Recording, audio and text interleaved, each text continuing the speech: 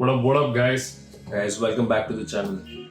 We back with some football videos. This time, have you ever seen a Jimmy High Roller video? I'm sure, like, We used to say it all the time. yeah. I used to always think no one in the football world makes a video like Jimmy High Roller with like charts. Yeah. Who just shows the difference between all the footballers or like The depth of the stats. and how far and how great some players are compared to the other. Yeah. I think this is a video which is pretty similar, I would say, to a Jimmy High Roller video, Right. where we'll see like 8 charts. I don't know what the charts are going to be about, but there's going to be 8 different charts about footballing from the footballing world. Like maybe the most assists Right. or like the most goals in a season. And we're going to see Messi and Ronaldo For sure. in all the charts, I'm sure. Yeah. So just looking at the first frame, you can tell there's going to be a lot of one of the charts is going to be about like how much production like Lamine Yamal has given in his career at the early age, like just goals and I see. just goals and assists compared to all the other youngsters before. Yeah. I think Mbappe is going to be a bit closer, if I'm not wrong. But I don't think Messi or Ronaldo would that. Yeah. I don't think they had started that early. At least not in their first seasons. Yeah. They were not producing like this amount of goals. Yeah. Because I don't think the teams were as reliant as Barcelona is on Yamal right it's now. because he is great Yeah. at his age. This is Lamine Yamal, a 17-year-old phenomenon already seen by most football fans as one of the best players in the game. But that's a massive understatement. This chart tracks dribbles and through balls per game. Through balls ain't just passes. They are defense-splitting plays only the most gifted can pull off. Plotted on this chart, you'll find the game's most unpredictable. One thing about Yamal these days, like we know you are really, really good at like the, what is it called? Outside the boot passes. But the outside the boot passes. Yeah. But he like now just spams the shit out of it. Playmakers. You've got the visionaries, Odegaard, Pedri, and Palmer. Down here, you've got the ankle breakers, Vini, Savio, Musiala, and Leo. But then, 2 names pop off the chart. Wirtz, Germany's golden boy, 21 and already cooking. And in first place, there's a kid, bullying grown men like it's nothing. Lamine Yamal, a 17-year-old who's not just competing, he's already leading the world's most popular sport in creativity. Not someday, not in a few years, right now. So forget the talk about him not scoring 50 goals a season. What you're seeing is a playmaking genius, not a stat padder. But when I talk about imagination on the pitch, I gotta bring up the most entertaining, most gifted, most natural footballer in history. Neymar Jr. Let's go, boy. He is by far the most creative player I've ever laid eyes on. Man, this is unbelievable. I do not care what trophies he has won. This guy is the embodiment of football's purest art form. But Neymar and his creativity is not the only crazy phenomenon that looks absurd when you put it on a chart. For example, So, what he's gonna do is he's comparing this season, and he's gonna use this season's stats to compare like the all-time greats, right? It was one of the charts of like Right. the greatest dribble. I don't think so. It's gonna be the think- whole video is gonna be about that. Oh, I see. Okay. a while back, I broke down the top World Cup playmakers using advanced data. But then I asked a bigger question. What's the single greatest World Cup run ever recorded? So I went all the way back to 1966. And buried in that data, I found a name. A name that rarely comes up in GOAT conversations, but maybe, just maybe, it should. This chart shows the top 30 World Cup runs of all time. You'll see R9's 2002 dominance. Neymar's underperformance still makes the list. Hazard is in there too. Up in the top 10, there is Messi last campaign, Maradona in 86. So this is the player rating in Yeah. each match, Yeah. I guess. Yeah. 3 players from Brazil's 1970 squad, Pelé, Rivalino, and Jairzinho, which is ridiculous. But now look at this. The top 3 runs didn't even win the World Cup. Crazy. You've got Gerd Muller in 1970 scoring 10 goals in a single campaign. Far from everyone else is Cruyff, changing football forever in 1974. But the greatest run of all time? A Portuguese legend forgotten by time, known as Eusebio. With a stat line so brutal, it still hasn't been matched. 9 goals, 1 assist and 6 dribbles per game. And forget the different era excuse, goal averages haven't changed that much. This was generational violence. Now, I know what you're thinking. Where's Cristiano? For all his greatness, he's missing from history's biggest stage. His highest rated World Cup run? 6.92. That You don't was have to so do that. unnecessary. I mean, they just had to show the greatest Portuguese against the greatest Portuguese. That's it. And in 2022, when the world was watching to see if he would checkmate Messi, 6.46. With an underperformance so insane, it's hard to believe. Generational For a hate. guy chasing GOAT status, this is rough. Can he really be the GOAT without a World Cup legacy? I'm not sure. But history says greatness shows up on the biggest stage. Cristiano's But I love the reference of checkmate as well. Yeah. If I'm in a competition of who hates Ronaldo more, and if I face this guy is winning. Man. says he'll be back in 2026. And I hope he does, because he still owes us one legendary run. And if that shifted how you see some of the all-time greats, then you need to hear what the current Ballon d'Or winner has just pulled off. Because Rodri might just be the hardest player to beat in football history. Look at this chart. Longest unbeaten streaks in games played. For perspective, both Ronaldo and Messi managed streaks of around 40 games at their peaks. But higher up, you've got Ricardo Carvalho, who was a brick wall in 2006. Near the top, you have Maldini, widely considered the greatest defender ever, managed an insane 73-game unbeaten streak. Yet, at the very top, breaking a record that stood for nearly 30 years, is Rodri, one of the most undervalued players I've seen in a while. He might look invisible on the pitch, but somehow when he plays, his team just doesn't lose. With Rodri, City became near invincible. Without him, they fell apart. This chart might not be the most impressive, but it should be. And still people would say Vinicius deserved it more. Yeah, and City is still struggling. Yeah. And they haven't been the same since Rodri's been injured. Yeah, true. That single Ballon d'Or has changed a lot of people, a lot of players. At least Vinny and Rodri have not been the same. Ever since Vinicius tweeted that he's ready to do this a lot more times, his career has just been dipped. Because this is what real impact looks like. Some fans thought Vinicius got robbed out of the Ballon d'Or, but let me tell you, Rodri did not steal that award. He earned it by doing the hardest thing in football.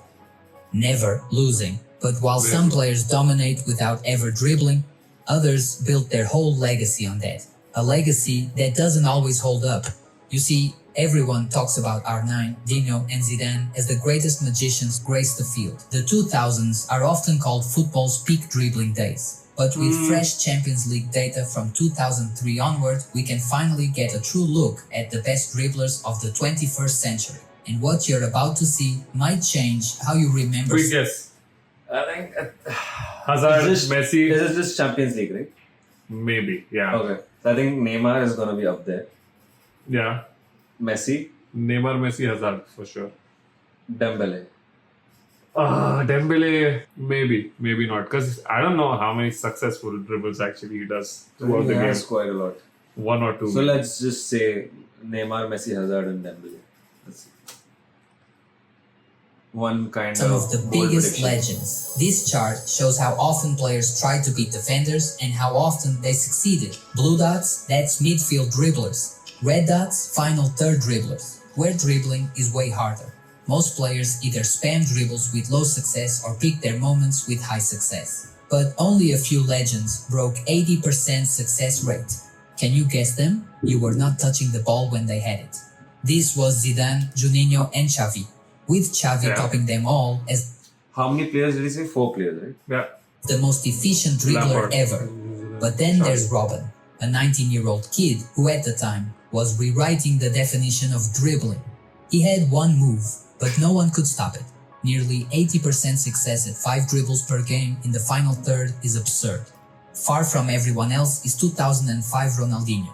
Not only did he do a ton of dribbles, he barely ever missed. This was the prime Dino we all remember. Then a name I was surprised to see here. Statistically, even more unhinged than prime Dino. 2004 Javier Zanetti. Played deeper, sure, but that level of dribbling is still extremely underappreciated. But That's a defender, right? That's a right back. Zanetti yeah, he's the defender. Yeah, right? That's crazy. UA. for all the talk about the golden generation, it was not the past that owned the art of the dribble. It was Neymar, Messi, and Hazard. See? True dribbling demons. No one else combined volume and efficiency like those three. You see, we remember legends by their highlights, but the data, it remembers who really did it every single game. But how do they compare to the all-time greats? Well, I've got data going back to the 1966 World Cup. So let's see not just who the best dribblers of this century are, but of all time. You've got names like Platini, Pele, and Bobby Charlton as good dribblers. Beckenbauer was an underrated, prolific dribbler, maybe the most all-around player of all time. You know, they say Bellingham is the new Zizou, but honestly, he's way more like Beckenbauer. Then there's Cruyff in 74, 4.9 dribbles per game Almost and a a freak. 60% success rate. Maradona. Better than I expected? That's an understatement. This guy did everything right. Eusebio in 66 is pretty much on par with Ronaldinho's prime, but only one old school icon reaches modern GOAT level. Maradona. El Dios himself, Maradona. In 86, Crazy. he averaged nearly 8 dribbles per game with a 60% success rate. Unbelievable track record and reinforces his GOAT status, despite a short peak. Now look, this chart is far from perfect, but it I'm a bit confused. 14-15 season was not so great for Hazard, right? It's just about the... Oh, sorry, it was the 15-16 season where he struggled. I think, yeah, 14-15 Chelsea won, right? paints a pretty damn accurate picture of who the coldest dribblers in football history really were. Before anyone asks, R9 didn't make it here. His World Cup dribbling numbers, honestly, they're not as crazy as you'd think. When it comes to dribbling, there's everyone else. And then there's Messi, Neymar, Hazard, and Maradona. If you've ever watched them live, you know the feeling. Every time they touched the ball, it felt like something special was about to happen. They didn't just beat their man, they tore entire defenses apart with a glance, a shimmy, a drop of the shoulder. They made football feel like art, and the numbers, they back it up. But here's... And you know what's, like, obviously everyone knows how great Messi's dribbling is. But the season that he had the highest number of dribbles and highest success rate was the 1920 season. Yeah. Like late in his career, right? It's great. I mean, later in his career, there was pretty much no support in the Barca team. So he was pretty much carrying every single match. Yeah. The thing. Numbers can be deceptive depending on how you look at them. And the most overrated stat in all of football is goals. Fans have been conditioned to think the more goals you score, the better you are. But what most fans don't realize is that there are newer statistics that prove that mindset is far from the truth. Take a look at this chart, for instance. It tracks shots taken. All these players scored 35 goals, but how many shots they needed to get there is the main difference. Ronaldo took 227 shots. Haaland, almost half. This is crazy. Suddenly, it is not about how many, it's about how well. But let's go deeper. There is a goal-scoring stat line, where Cristiano just dominates. It is his most underrated skill, and no, it's not scoring, it's expected goals. A stat line that has exploded in popularity, but is still massively misunderstood. See, XG is not about finishing, it's about chance quality. Where you shoot and how you shoot. So what XG really shows is who's constantly getting into the most dangerous opportunities. For example, in this chart, we have the top 12 players with the highest expected goals from 2015 to 2020. As you can see, most of these players are between 100 and 130 XG. Suarez. Kane, Aguero, Suarez. You see mainly strikers because they live in the box. These guys didn't just get handed chances, they found them, like a lion in the jungle, sensing the perfect moment to attack. A sixth... I think a lot of, maybe it's going to be mostly Lewandowski, Ronaldo, and maybe Zlatan. It's after 2015. No, it's still He still said after 2020. no, he said after 2015. Okay. Yeah, I think it's gonna be Haaland, Ronaldo, and Lewandowski. Yeah, Lewandowski. Sense for opportunity. But then you look at the top predators of football, Messi, Lewandowski, and with a comfortable lead standing above them all, Cristiano Ronaldo. This right here is what made Cristiano different. Not his dribbles or his passing, but his instinct. The ability to always be right where it matters, before anyone even sees it coming. And it is why, in the jungle of world football, Cristiano was always the one at the top. But if you think this makes him the most clinical finisher, you're wrong. Cristiano doesn't even crack the top 10 in finishing ability. So how do we measure true finishing ability? Well, you need a stat the data scientists love, but most fans don't even know exists. It's called XG over performance. Basically, it's the number of goals a player scores above what they were expected to, based on the quality of the chances they take. And once you look at that, the rankings of the game's best finishers changes entirely.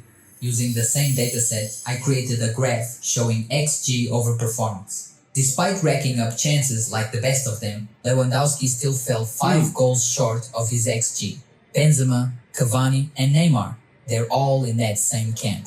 Great at finding chances, but not always great at finishing them.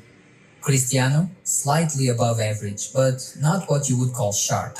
He's a volume shooter. His finishing isn't exactly out of this world, moving up the list, overperforming by around. I was gonna just talk about definitely in the later stages of his career. Yeah, Not in his prime. yeah. In his prime, he was very sharp. I feel Yeah. like just because of his longevity, I feel like it's Yeah. pretty average now. Yeah. And definitely his free kick Ah, taking ability has gone. yeah.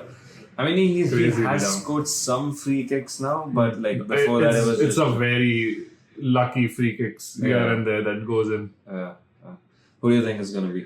I'm sure it's gonna be Messi because his conversion rate is crazy. Yeah, I think it's gonna be the dribblers. I think Neymar, Messi create chances out of nowhere. Neymar is already here. Oh, he is. Yeah, like Okay. below average. Oh, I see. But It's probably it's Messi. gonna be a lot of lethal ones that don't Fielders take. who score a lot Yeah, of like goals. Modric maybe. Modric. No, he doesn't. He doesn't score He that much. does score a lot, but like think De not a Bruyne? lot. But yeah, he does score. Maybe De Bruyne. 20 goals, Son, Griezmann, and Kane. They stand Kane, out yeah. at shot selection, showing incredible precision. At the top, once more, is the little one. Messi, with 36 goals above expectation, Messi sweeps everyone. With a level of consistency so absurd, it felt like he was not human. But if you thought Messi was unstoppable over those 5 years, just wait until you see the numbers from his peak season. If I asked you to name the most efficient season in the beautiful 1920, game, most of y'all would instinctively say Messi's 2011-12, when he dropped 71 goals in 60 games, the most ever in a single season. Looking at his conversion, we get why this guy was melting scoring records left and right.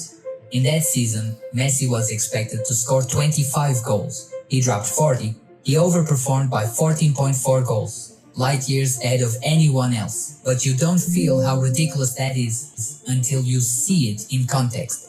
This right here is a chart of the most efficient seasons over the past decade. After that, it's about 2 things.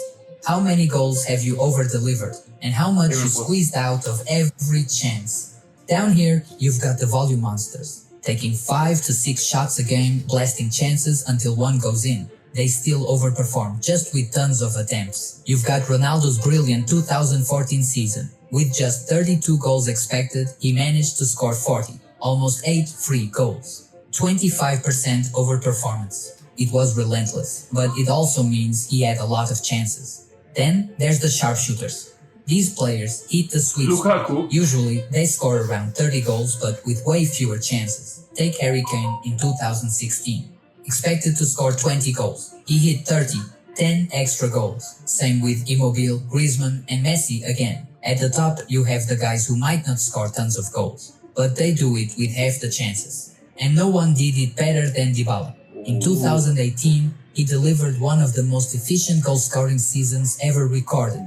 Expected to score just 10 goals. He gave you 20. You won't notice this when watching highlight reels. But if you sat down and watched the whole season again, you'd see it. And then there's Messi, who over-delivered by 15 goals with a 56% overperformance, setting the standard for what is possible to do. That's not supposed to happen. But as unbelievable as Messi's 2012 season Wait, I was, think there's gonna be another one coming. Yeah, I think it's gonna be 1920, yeah. 1920s up there. I think 1920 is the. it was just the beginning of what would become the most improbable season in football history. Because going into the 2013 season, he did something even more absurd. From November 11th, 2012 to May 5th, 2013, Messi scored in every single league game he played. 21 straight games. Messi's 2012 season was already better than everyone else's. But compared to what came from the very next season, it's nothing. Because across that stretch, Messi's shots were worth 17.6 expected goals. For a normal elite striker, that's about 17 goals. Statistically, there was a 0.01% chance that someone would score 31 goals from those chances. Damn. Messi, No, he scored 42. Jesus. He provided his team with 25 extra goals. I've spent years of my life analyzing football data, 134. and let me tell you, I have not seen a bigger statistical anomaly than this. We will see 40-goal seasons again. We will see guys break their expected goals now and then. Crazy. But this, we will need to wait years, decades, to witness this happen again. In fact, you may need a lot more time than that. When you plot this data onto a bell curve, things get sinister. At first glance, Messi doesn't look that far from Dybala. But if you understand the math, your jaw should be on the floor. Because Messi's 2013 season wasn't just elite. It was nearly 5 standard deviations above the mean. That means the chance of a season this insane happening again is 1 in 1.64 million. And considering we see about 150 qualifying seasons per year, you would need to run this same experiment 10,927 times. That's 11 millennia. Meaning, if you started counting from the day humans first hunted mammoths, we'd still be waiting for another Messi. What Messi did goes beyond numbers, beyond logic, beyond anything we've seen from any player in any era. At this level, math stops making sense. You don't just analyze the numbers. You stare at them, trying to make sense of something that shouldn't even be possible. From the finesse of his finishes to the poetry of his dribbles, Messi wasn't just a great player. He was the closest thing football's ever had to perfection. So sure, let Cristiano wear the crown as the top scorer. But now you know. The real story was never just about goals. It was about greatness. I'm gonna save this video. I'm gonna clip a lot of these clips. I'm gonna make a compilation of it. And whenever someone says Just directly show the video. no, I mean, there's a lot of other not relevant to Messi Ronaldo stats as well, right? But yeah, what a great video. I think just gives us a sense of how some stats are just beyond. Not just that, it's like things that you. Yeah. I mean, you cannot see it in the highlight. Right. When you see the whole game, that's when you realize how much more impactful a player is. Yeah. That's why some people, like, even though, for example, I don't know, for Real Madrid, there are always, like, Vinicius is the star player, but everyone in Real Madrid who watches Real Madrid matches will love Modric because they know, or like Cruz, they know where the whole team runs from. Right. That's what matters at the end of the day. Like, the engine of the team, and like the final product is usually, I mean, football is a game of goals, but where are the goals coming from? Yeah. That's where Messi is an anomaly because he does it all. Yeah. He's in the assist stats, he's in the goal stats, he's in like XG, like everywhere. Passes, pre-assists. I mean, we can go on and on about talking about Messi, but you can just see the charts next time. That's it. Yeah. So yeah, let us know in the comments below what's one most underrated stat you feel people overlook in football. And please let us know if you enjoyed watching the video. Let us know if you want us to do more Of such kind of videos. Yeah. And yeah, catch you in the next video. Again, thanks for watching. Thank you, brothers. Take care, sisters.